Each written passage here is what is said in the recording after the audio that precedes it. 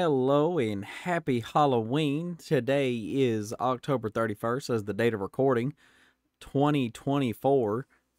So we have some very interesting spoilers from the Foundation set. And this is something that I like to do whenever a new set comes out. I like to look and see what they're reprinting, we'll see what they're printing.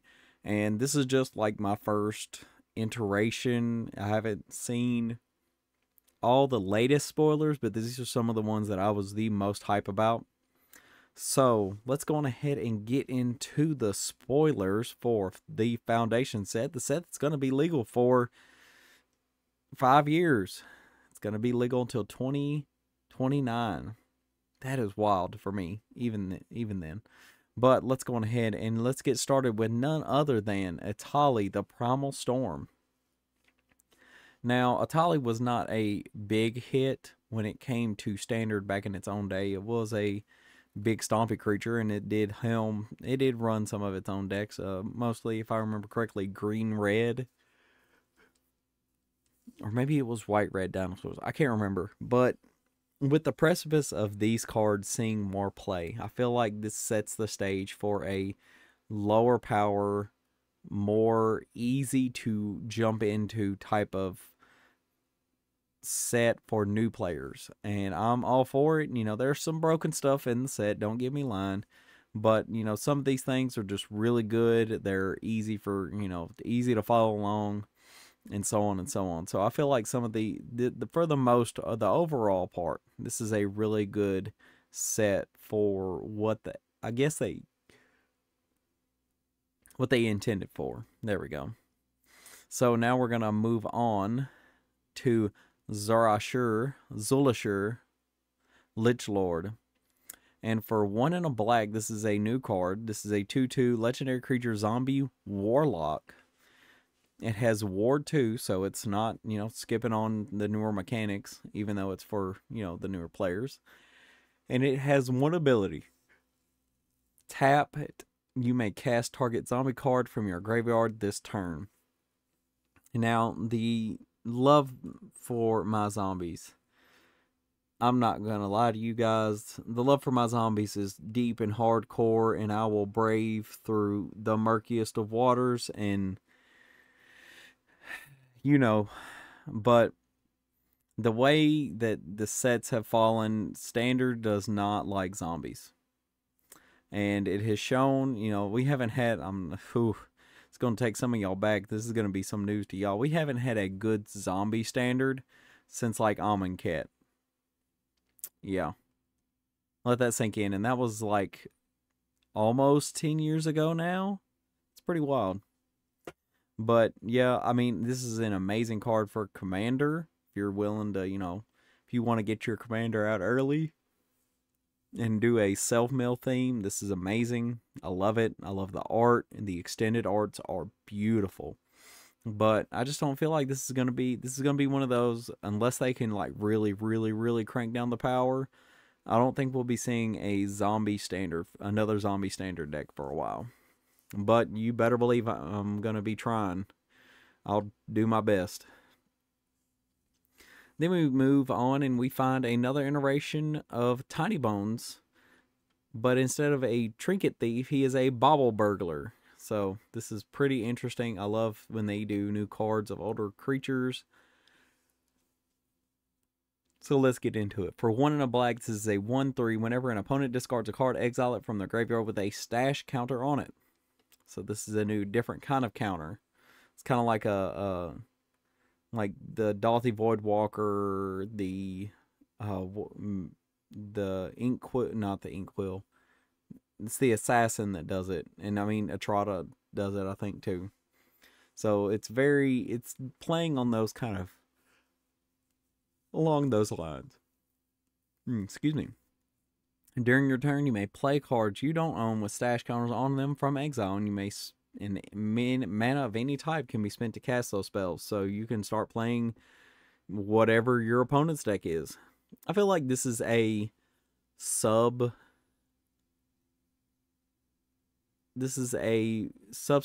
to what's his name? Gonti, Lord of Luxury. And I feel like this is another one of those type of cards. And for 3 and a black, tap it, each opponent discards a card. Activate only as a sorcery, so you can, whatever they don't want to play, you can play and make it easier for you. So, that's pretty good. But I am kind of skeptical of that woman in the background in the art. If you're watching, if you're listening, watch the video again later. It kind of looks like she's looking at you, but it's also looking like she's looking away from you. That's the back of her head. But I may just be seeing things. Moving on. The Mad Lads have did it.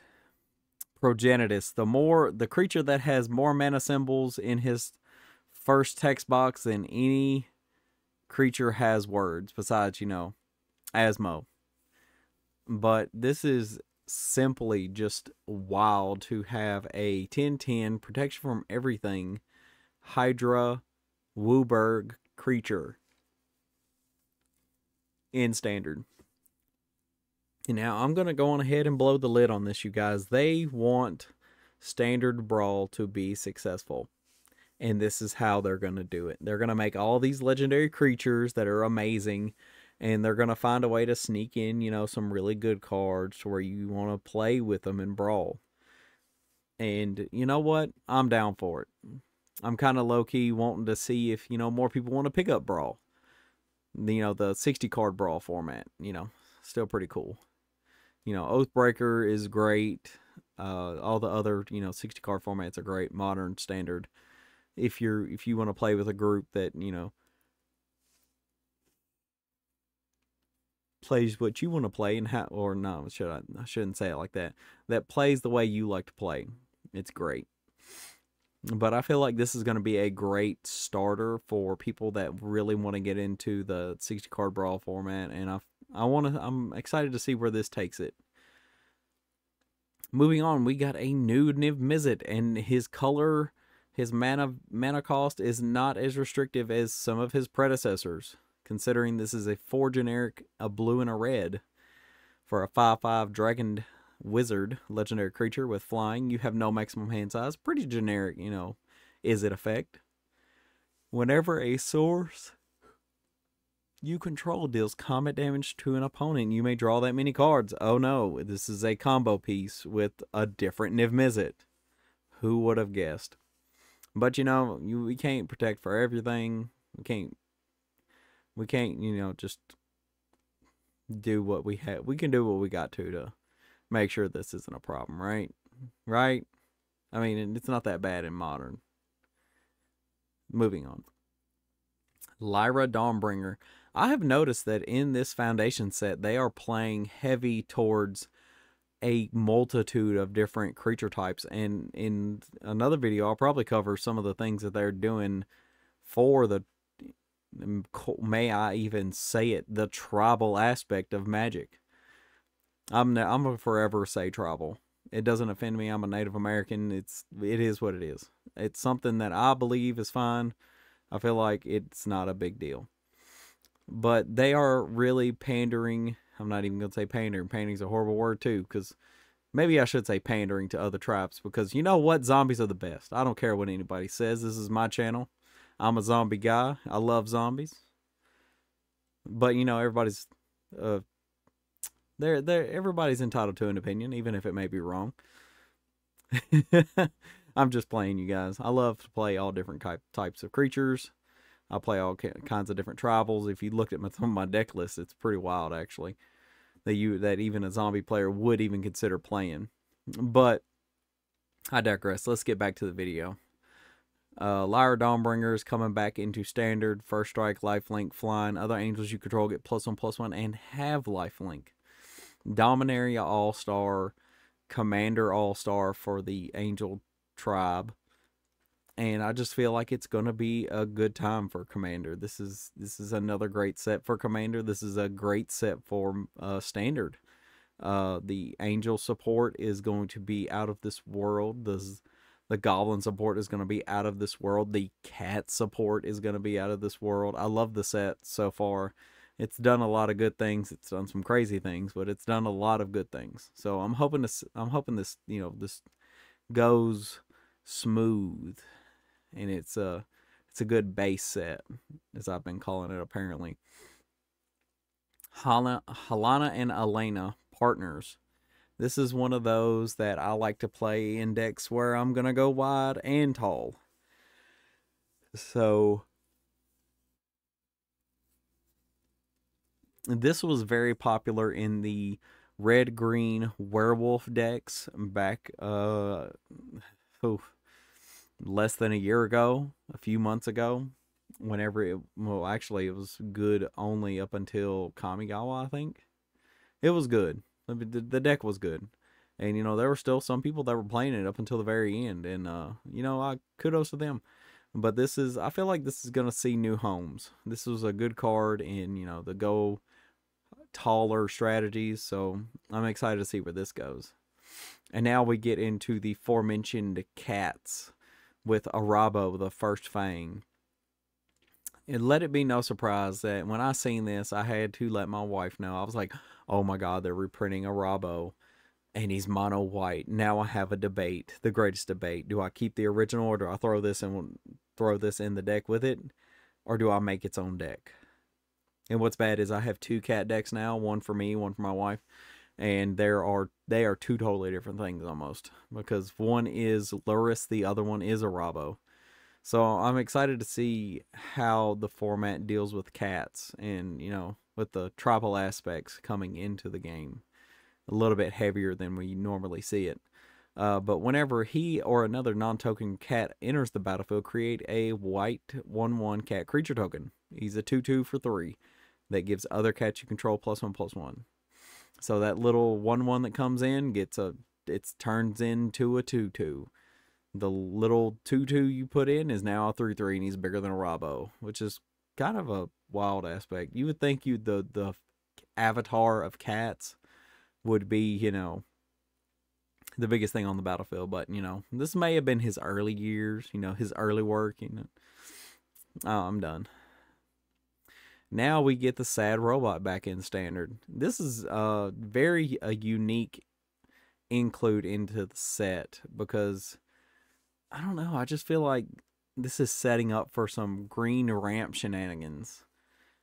Because we all know that green is the only one that's going to reliably get to a 4-drop in a respectable amount of time to be able to actually use it. I feel like we're going to get a mono green Eldrazi theme going here. But yeah, Solemn's back in the game. Along with Doubling Season, which, if you have not seen it, this is the most amazing alt art card, only because it has cats in it. And once again, I showed my wife that one, and she was like, oh, I might just have to get one of those just to get it. And I was like, yeah, because it kind of is so similar to, I've seen it. I see it in my head. It's the art, and if you're a Pokemon collector, it's the Mew with the creatures around him, with the other Pokemon around him. And I feel like it's reminiscent of that art. But in a magic sense, you know. But still an amazing card. I'm interested to see where this goes in standard. And then we come to the OG cards that they are now pushing up through, like they would in, you know, just any kind of core set. Starting off with Shivan Dragon. There are some players in the game now that may have never ever seen or played against a Shivan Dragon. Oh, man, what it feels to be young again. What it would do. What it would feel to be young again. But Shivan Dragon is one of those OG cards that they've reprinted in like the Welcome decks and the, you know, the Teach decks. Stuff like that I always thought were great for new players. And I feel like if this flops, you know, it is what it is. But we got, you know, some of these other great cards. We got more of them out now. So I feel like this will either hit or it'll flop. But I feel like this will do pretty good. Serra Angel is another one of those. And I know one person in particular that's going to be so happy to play Serra Angel in Standard. Mr. Brian Canada of the Cure for the Common Game channel. And he has recently, now that I bring him up, has finished deck number 1000 and it is a sight to behold. If you are a patron of his channel, if you subscribe to his channel and you haven't seen it, it is a wacky deck, but he puts so much heart into it, and I even got a little mention in the video. But you know, he has a big love for the game, and I'm not gonna lie, I was just starstruck when I met him the first time. I was like, oh my god, it's the YouTuber guy that I've been watching. And he is just as cool off camera as he is on camera. I've been missing some of my visits to the shop. Usually I go on Thursdays, and you know, we go throw down some cards, and you know, a bunch of the other people that play there on Thursdays, because Thursday's the commander night. Then you have Friday FNM, and along with, you know, whatever players show up, and it's always a good time. I love Brian. He's an awesome guy. And like I said, if you didn't know, Cure for the Common Game, CUREFOR the THEGAME, Cure for the Common Game. If you do watch that video, leave a comment down below, tell them the Ghoul Dude sent you. But well, let's go on ahead and finish on. We have the Llanowar Elves. And this is what I think is going to cause us to have just a great ramp summer, or ramp winter. Vivian Reed, we're starting getting into the reprinted not commanders, but planeswalkers.